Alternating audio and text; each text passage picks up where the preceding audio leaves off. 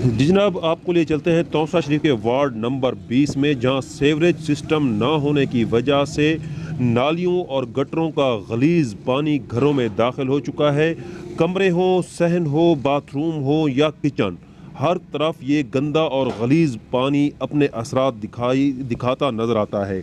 मकीनों ने तौसा न्यूज़ के रिपोर्टर काजी जफ़र से गुफ्तगू करते हुए कहा कि अरसा दराज से हम इस मसले से दो चार हैं।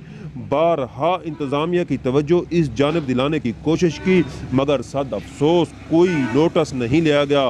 उन्होंने कहा कि असिस्टेंट कमिश्नर तौसा चौधरी नवीद धीरत जिस तौर तरक्याती कामों के लिए कोशां हैं, हमें उम्मीद है कि हमारा ये मसला ज़रूर हल करेंगे।